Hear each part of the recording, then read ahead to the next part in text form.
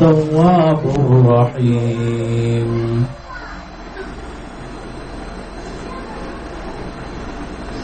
مسلمانان پدې اصول باندې زندگی تیری چې اطیع الله و اطیع الرسول،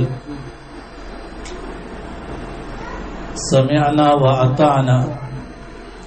د الله خبر منل، د رسول الله خبر منل، د شرک او کفر نه ځان ساتي، د غلانا جادونا ځان ساتي، بالمازین ځان ساتي، جوارین ځان ساتي، ډاکینا قتل نزان ساتي. لیکن یو گناہ دی چې هغه عام او خاص باغی کی مبتلا دي او هغه گناہ هم نه غني، ډیر عام شو دی. چرته ډیر کم خلک وایي چې د دې مرض نه بچوي. که یو شی خراب وي، غلط وي او گناہ وي، نو کاغه ډیر هم شي، نو هغه بیا هم ګنده دی، خبیث دی او گناہ دی. رب العالمین فرمائی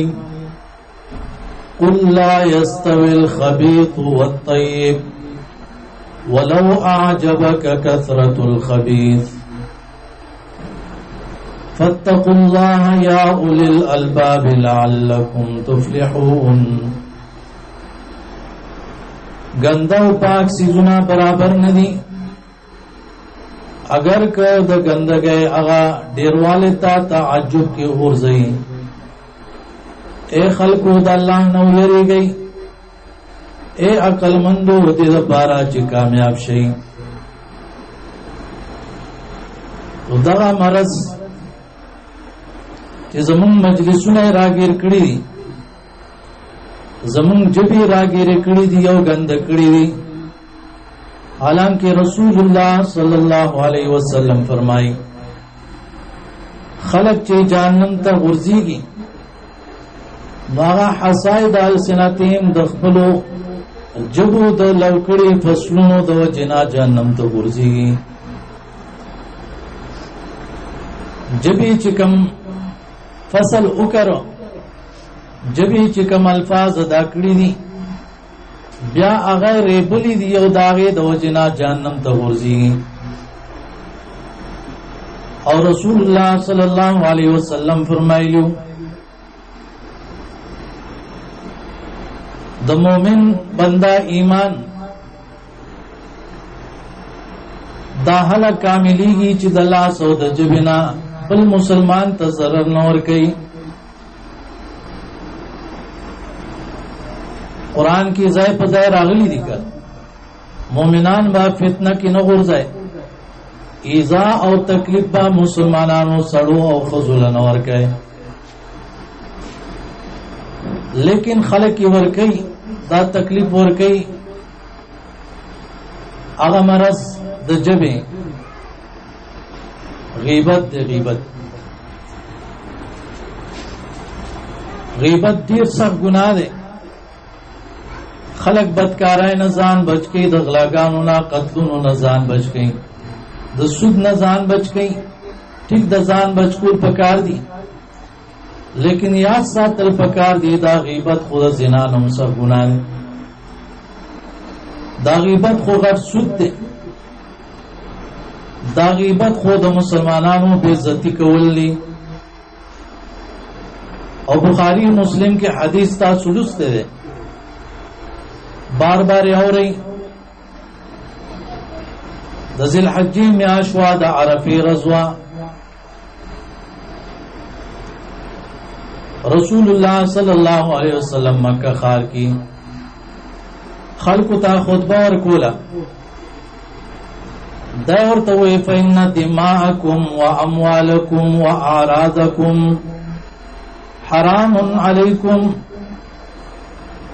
علیکم حرام كحرمة يومكم هذا في بلدكم هذا في شهركم هذا اے خلقو تاسو دا ویني په تاسو باندې حرامي دي د یو بل ویني باندې توي یو بل با قتل وینا یو بل با زخمی کوینا تاسو مالونه په تاسو باندې حرام دي خیانت پنه کوي ناجائز طریقو باندې باندې یو بل مالونه نه خوري تاسو عزتونه په تاسو باندې حرام دي بے عزتی د خلقو باندې کوي تاسو دا مال داسې عزت مند دي تاسو دا جسم داسې عزت مند دي تاسو عزت داسې عزت مند دي فی بلدکم هذا فی شهرکم هذا فی یومکم هذا د دې ورځ د عرفی بشان عزت لري دا فی بلدکم هذا د مکه مکرمه بشان فی شهرکم هذا د ذی الحجې د میاش بشان حرمت والا میاش دې حدیث ته خلک سوچو کې خلق د خانه کعبه څومره خیال ساتي د مسلمان خیال نه ساتي ترمذی کی حدیث ده نظر ابن عمر یوما الى الكعبه فقال ما اعظمك واعظم حرمتك والمؤمن اعظم حرمه عند الله منك خانه کعبه طرف ته وکتل او وی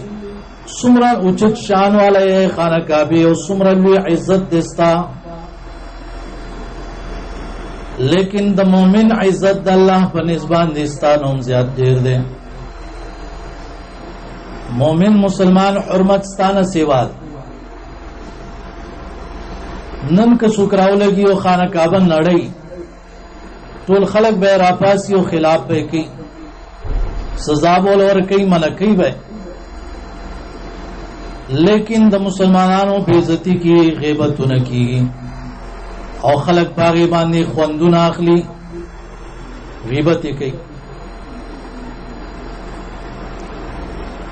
او دا غیبت خود دومره ګناه ده یو صحابي ماعز اسلمی رضی الله عنه بدکاری تیوش ولا راله د الله پیغمبر ته وی چې ما باندې حج جاری کا رسول الله صلی الله علیه وسلم پاغوان حج جاری کا چې حج په جاری شو نو پاک صاحب شو کنه لیکن بعض خلکو هغه پس خبرې کولې وی ګناه کړو ځانې پردوانه چولا راله او ځان باندې سزا جاری کړه د سپي په شان اوس مړکی ځکه هو ਸੰسارې دل خو آسان مرګ نه دی رسول الله صلی الله علیه وسلم مخکې لاړ دا کوم دوتنو چې غیبت کړو مخکې یو ځای کې یو خر پروتو چې مړ شو مردار نبی صلی الله علیه وسلم هغه دوتن راوختل هغه ته وی چې دا خوراکو کې د خر دا غوخه خوري دی مردار خر دا هغه وی چې آیا د مردار خر غوخه به ملا سخري نبی صلی الله علیه وسلم ورته فرمایل تاسو چې کوم کار وکړو تاسو چې داغه صحابي غیبت وکړو دا د دینوم زیات خطرناک کارو چې د مردار خر غوخه سخري ولی دیتا رب العالمین فرمایلی ولا یغتب بعضکم بعضا ایحب احدکم ان یاکل لحم اخیه میتا فکرهتموه غیبت د یو بل مکوي آیا تاسو کې د چا خوخه ده چې د خپل مړ ورور غوښه وخوري دا به څوک نه خوښوي تاسو ټولې بد ګڼئ نو چې د مړ ورور غوښه خوړل بد ګڼئ نه خلکو غیبت هم داسې بد وګڼئ دې نه ځان وساتئ د الله نه ویریږئ توبې وباسئ الله توبه قبلونکی دی رحم کوونکی دی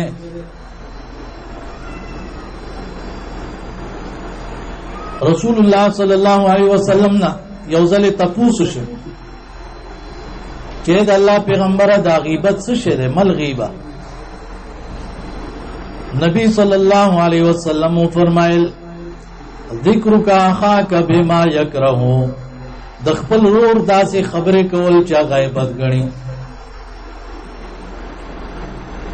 د خپل رور یا د خپل خور یعنی مسلمانانو په شیشه داسې خبرې کول چې غیبت غني دا غي نه خوخه او تور پس خبرې کوي چا په کې دا خبر وکړه لکه اکثر خلک وایي زه خو چې هغه پس خبرې کوم یا هغه پس خبرې کوم دا عمل پکې موجود دی کنه داوی اے د الله پیغمبره کچرته مونږه غیبانا په شیشه داسې خبرې یو رور خور پسې کوو چې هغه کې هغه عمل موجود وي آیا دا به غیبت وي نبی صلی الله علیه وسلم فرمایل کچرتا پاغي کی هغه عمل موجود او تاور پسې خبرې کولې فقد اختبتو تا دا غیبت کو وان لم يكن فيه فقد بهتو دا چې پاغه کی یو عمل موجود او تاور پسې خبرې کولې دي ته غیبت وای که عمل پکې موجود نه او تا پسې خبرې کولې دي ته بهتان وای بهتان خو د غیبت نوم زیات خطرناک دی او کوم غیبت چې د دې لپاره چې خلک په جنگ باندې ونخلي هغه ته بیا چغلی وي چغلیم د غیبت نه زیات خطرناک ګناه بس غیبت دې لپاره کې د یو خبره بلته او د بل خبره بلته دې لپاره چې محبتونه خراب شي رشتې خراب شي دوستۍ خراب شي په جنگ باندې ونخلي دیو جی نبی صلی الله علیه وسلم فرمایلیو چغل خور با جنت تنزی او هغه یو حدیثو کم کسانو ته چې د قبر عذاب ملاوي دو نبی اسلام ولیدل الله ورته خودل نبی اسلام فرمایل فکانا یمشي بالنمیمه دا یو کس چې د قبر عذاب دینو په دیو جبان دي چې چغلی وای کولا چغل خور بل حدیث کی دا سر اغلی اما احدهما فكان يغتاب الناس دی کی دا یو تنچو د خلقو غیبت وکاو د خلقو غوخي به خړلې ادب المفرد او مسند احمد الطبرانی کی راغلی نو هر هغه شی چې بل کس هغه خبره بد غنی او ته په شیچا ولکه دا غیبت اگر کدا سی وای چهره غ پلان کې یا پلان کې هو نه هم دې تش خوبونه کوي بس هر وخت دې ګډور دې تش خېټه ده تیار تناس دې قدی داسې دې او شکل داسې دې اخلاق داسې دې دا ټول غیبت چې بدی بیان ہے تردی چې داغه کسر تعلق والا سيزونه او تداغنو مخلی او بیاوای د دې ماماګان داسې دی او د دې غونه داسې دی او د دې ترونه داسې دی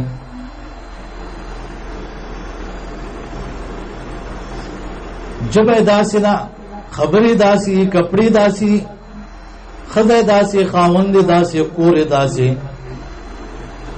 او خلک ټول لګیا دي دغه خبرې داسې کوي او کنه تر دې پوری علماء لیکلي دي ته چې دا چا په شیشه خبرې کوي او دا وایي چې دا پلاني هغه سورلی صحیح نه ده گاڑے دا سے کباڑی گاڑے غسته دا غیبت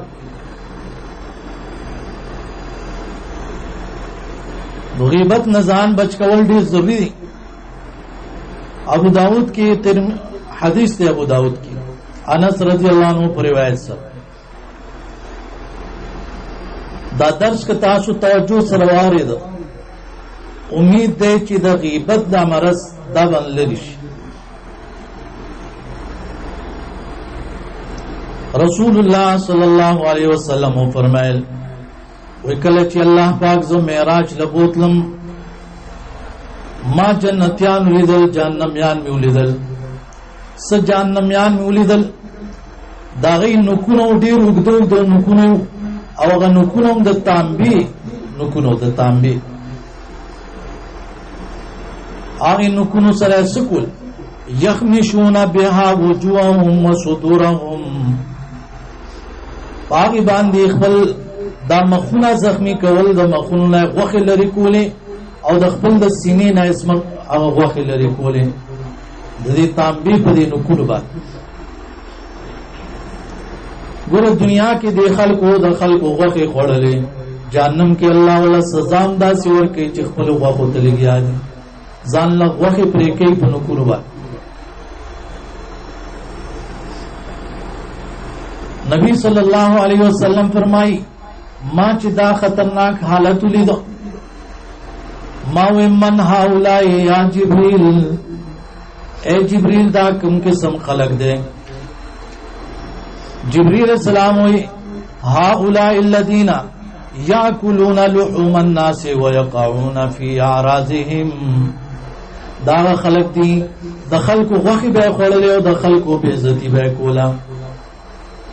داغی عزتونو پسی رگیاو غیبتی کول ابو داود کی یو بل حدیث دے ان من اربع الربا طول زیاد خطرناک سود الاستطالة فی عرض المسلم بغیر حق نا حقا دا مسلمان بے عزتی کولی دغا غیبتی اور پسی کولی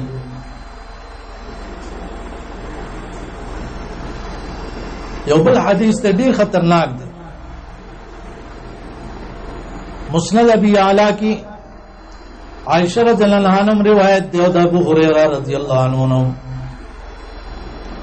نبی صلی اللہ علیہ وسلم فرمائی سوک چی دنیا کی غیبت کئی قیامت پر از باندې الله پاک ولدا مړو غوخي ورکی چې شابه خورای دنیا کی غوخي خوړلې اوس دا خورا د بچو کی وکاږي توخي و په لګي دلی وی او دا صدا ورته ملاویږي په زور او زور دا غوخي بخوري مسند احمد کی او ادب المفرد کی او بل حدیث دے داو جابر رضی اللہ عنہ نے روایت دے وی مونږ د نبی صلی الله علیه وسلم سره یو هوا چلے دا غډه ربت بدارا هوا وا فقال النبي صلی الله علیه وسلم نبی صلی الله علیه وسلم فرمایل هذه ريح الذين يغتابون المؤمنين دا بد بدارا هوا داغی خلق دا چې د مؤمنانو غیبت کوي څومره خطرناک عمل له نن خلق بالکل اړ ګناه وت نه وي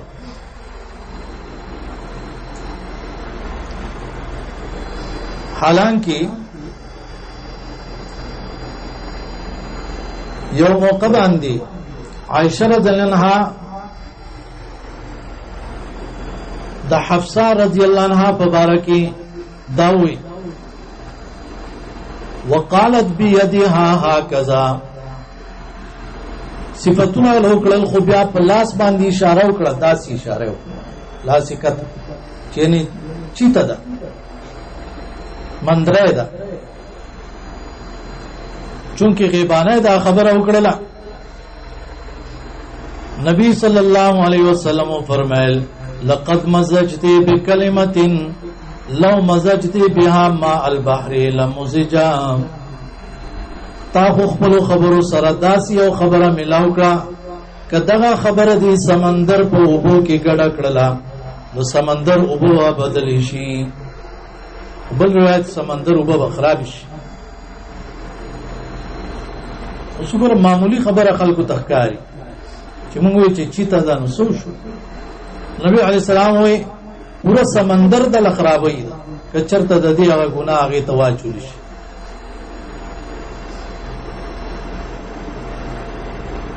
ترمذی ابو داود مسند احمد کې دا روایت هغه ذکر ده بل یو حدیث داسې ده عبداللہ ابن مسعود رضی اللہ عنہ نا روایت دے ادب المفرد کی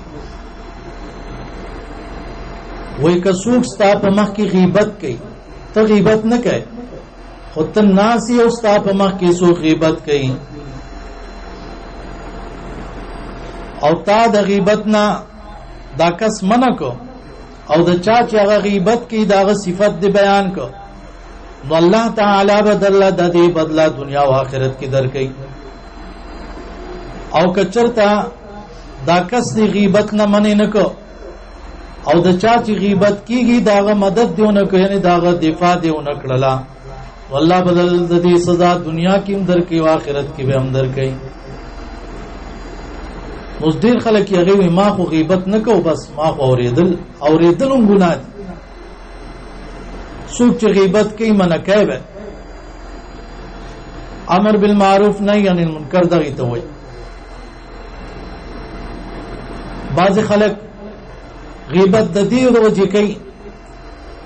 چې راشه د دې وسره نه لګي نو زه غیبت شروع کوم د دې و ما سره مینه سیوا شي چوغور هغه پسې خبرې کوي مال بس پارټیو کې اوس خوراک برالا کی څه تحفه برالا را کی حدیث وګرا سلسله حدیث صحیحه کې ده مستورد رضی اللہ عنہ روایت نبی صلی اللہ علیہ وسلم فرمایلی چاچے د یو مسلمان په بدله کې یو نوړایم خوراک وکړ الله بوله د جهنم نوړای ورکړي تا چې د یو مسلمان د عزت په بدله کې سواغستل الله بدل هغه سي جهنم کې درکړي د جهنم سزا بدل درکړي د جهنم خوراک بدل درکړي چا چې د یو مسلمان په بدله کې منوک تسیا برجل مسلم صوبا یو جوړای واغستا چاوله جوړا واغستلا ډېر خوشاله شي کنه زما دشمنان سره دشمنی الله بوله د جهنم جوړا د جهنم لباس ورته واچي چاچی شهرت حاصل کو د یو مسلمان په بدله کې مسلمانې به عزت کو د مشهور شو الله به د ټول خلکو په مخ کې سزا ول قیامت کې ورکی الته مشهور شي په سزاګانو او په ګناہوں سوچ وکړ ډیر ګڼ احادیث دي او زیات وخت تاسو نه اخلم نبی علیہ السلام با اکثر پچا چې خبر شو چې غیبت کړي ورته به وې الټه وکي وخت یې خوړل دا ما یو څو احادیث تاسو ته ذکر کړل چې غیبت ډیر خراب چیز ده قرآن آیت میں تاسو ته وي احادیث میں درته وي بیا مې دام درته بیان کړ چې غیبت ویل کیږي ستا اوس دوه خبرې بس مختصر کومه چې اخر داخله غیبت ولي کوي غیبت کې دی ته اخر څه فائدہ ده دا ولي داسې خوښ دی امام غزالی رحم الله ډیر وجه ذکر کړی چې خلک دا غیبت ولي کوي دې ته ډیر توجه کوي چې کتا شو کې دا هی چیزان نه لري کوي نو خلاص بشي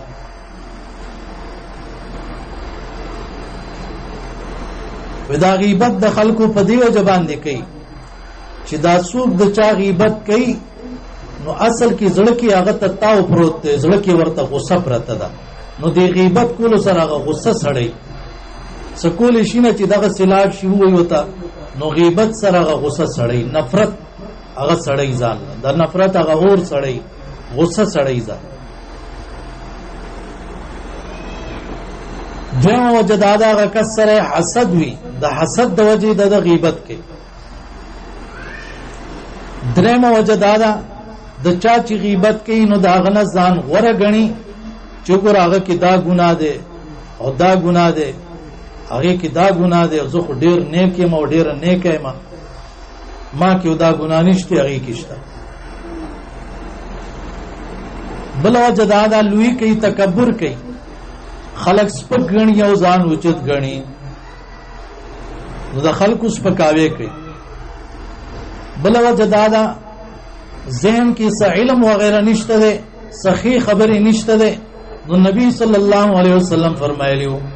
من کان یؤمن بالله والیوم الاخر فلیقل خیرا او لیصمت. چا چې په الله ایمان یو پرز د آخرت باندې نو خبره دی کوي غنی غلی دی اوسېږي. نو دی غلی کېږي نه اوس سوال ورزینا څخه خبره وته ذهن کې شته نه نو غیبت شروع کی غټیم خو پاس کوي کړه چې روز په سو دار سره ناسته دا څخه په ویل غواړي نو بس غیبت شروع کی. یو وجداد مجلس ګرمۍ په غیبت باندې، بل وجداد ایمان کمزور دی، تقوا پر خلقو کې نشته ځکه غیبت کوي. نو دا یاد کوي چې انساني نفس غیبت باندې خوشحالي او دا د انسان کې خپل مرزونه پراتی تاوی پروتی غصه وی حسد وی هغه کس خلاف خپل تکبر وی او علم وسره نه سخی خبري وسره نه او ایمانی کمزوری او تقوا پکې نه نو غیبت شروع کی. حالانکه غیبت سره دوستای په دشمنای بدل شي، محبتونه په نفرتونو بدل شي، رشتې کټ شي او بیا د اولاد په مخ کې خوړو غیبت په کار نه دی. اولاد ماشومان صفا ذهن الله غیله پیدا کړي او خلک پکې نفرتونه واچي یو بل لپاره.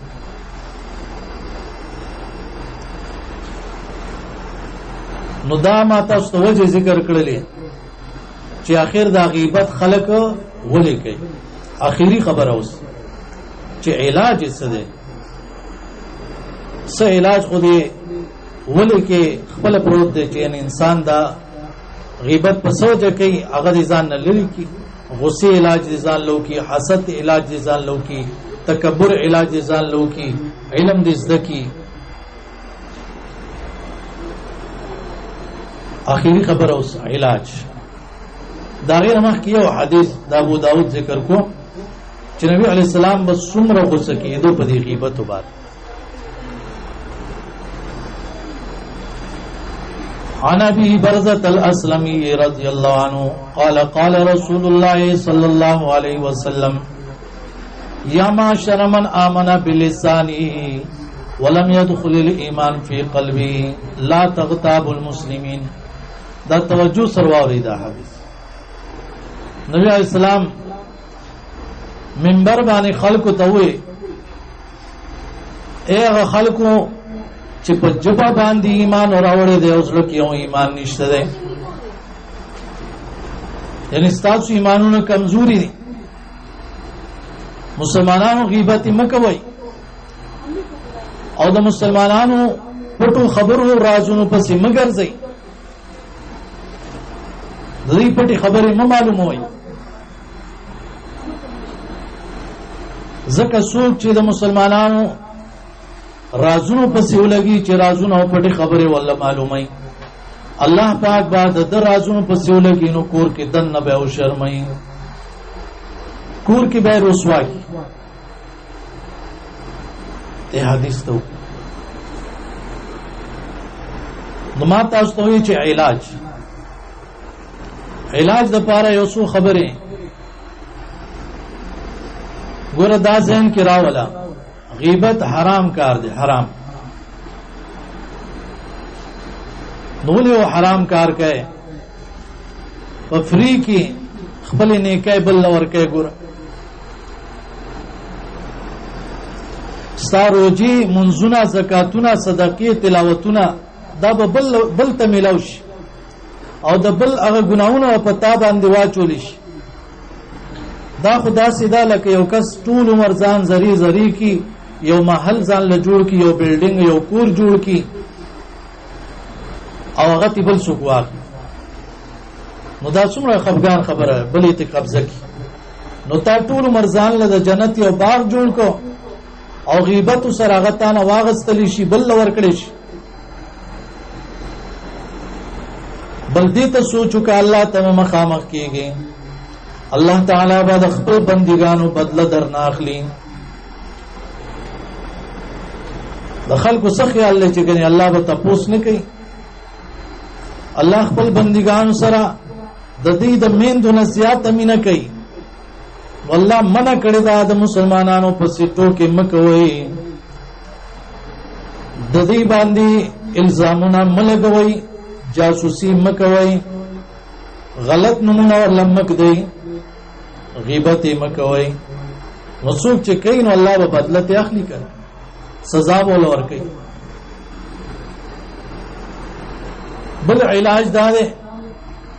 د الله تعالی ذکر ډېر ډېر کوا، الله خبرې کوا، د رسول الله خبرې کوا، د صحابه خبرې کوا، د خلکو خبرې کمې کا. د الله تعالی خبرو کې اطمینان دی، سکون دی، علاج دی، شفا ده. د خلکو خبرو کې بیماری ده. او دا سوچو کا چې غیبت خو ستا د دین د لپاره کینسر دی. کینسر څنګه چې کینسر سره ما وجود ختم شي، نو غیبت سره ستا دین ختمي. حسن بصری ته چاوي پلانی ستا غیبت کو، نو هغه د کجورو یو ټوکرای ډکه کړه او دا غل وړي او ته وایي چې تا مالا نیکای را کړلې، دا د هغې بدله ده، فری کې دې مالا نیکای را کړ. او دین خرابېږي، اعمال دې ضایع کېږي. او د خلکو غیبت کې وخت بربادولو په ځای د خپل ځان اصلاح کا، خپل دنیا او آخرت خسته کولو پسې ولګا. یا ایها الذین آمنوا قوا انفسکم واهلیکم نار، خپل ځان خپل بال بچ جهنم نه بچ. مخبر مجلسونه غیبت یې وکاږي. که چاله خبرې نه ورځي ما سره خبرې نشته، بس دغه خبرې مې کولې شوې نورې نشته، صفا ورته وایي، ځان مه ګناهګاروئ په غیبت باندې. او د دین په کار کې یو بل سره مرسته کوئ، یو بل ته د نیکۍ ترغیب ورکوئ، ګناه نه یو بل هغه منع کوئ په ښایسته طریقه، په حکمت باندې. او که ګناهونه چانه شوي، الله نه د استغفار غواړي، بخښنه غواړي، توبې دې وکاږي او د خپل ګناهونو باندې پرده واچي. چاته دې ذکر کوي نه، دا هم ډېر غټ مرض دی. ګناهونه به کوي، الله پې پرده راوستي او بس ملګرو ته به وایي دا چل او دا چل او دا چل. الله پاک داسې خلک بیا نه بخي چې الله پې پرده اچولي او د خپله پرده ځان له خپله لرې کوي. والله رب العالمین دې موږ تاسو ټول قرآن او سنت د زده کړې او هغې باندې عمل کولو توفیق راکړي. او الله رب العالمین دې موږ له توفیق راکړي چې دا قرآن او سنت خلکو ته ورسو او مضبوط علم حاصل کو او خلکم علم لارې طرف ته راوبلو او ښایسته معاشره د مسلمانانو هغه جوړه کو، ښایسته زندگی تیر کو د اسلام مطابق. الله پاک دې زموږ ټول ګناهونه معاف کړي او الله رب العالمین دې زموږ نیک اعمال قبول کړي. الله پاک دې د رحمت بارانونه هغه راووري او څومره بیماران دي الله پاک دې هغې له شفا ورکړي. او چا باندې قرضې دي الله پاک دې هغه قرضې لرې کړي. څوک بې اولاده دی الله دې هغې له اولاد ورکړي، نیک عمله صالحان. چا اولاد نافرمانه دي الله دې والله اولاد فرما بردار کړي چې د سترګو یخوالی وګرځېږي. او الله رب العالمین دې ټولې کورنۍ آپس کې اتفاق او اتحاد سره ساتي. او الله پاک دې د حادثو او د ناکاره بیمارونو موږ تاسو ټول محفوظ ساتي. الله دې د چا چې والدین وفات شوي الله دې هغې ته بخښنه وکړي او کوم والدین چې ژوندي وي الله دې د هغې عمر ژوند کې برکت واچي. او اکثر مشران هغه بیمارو کې او دردونو کې تکلیفونو کې الله دې هغې له شفا ورکړي او الله دې د کشرانو له توفیق ورکړي چې د هغې خدمت وکړي. اقول قولي هذا استغفر الله لي ولكم ولسائر المسلمين. السلام عليكم ورحمة الله وبركاته.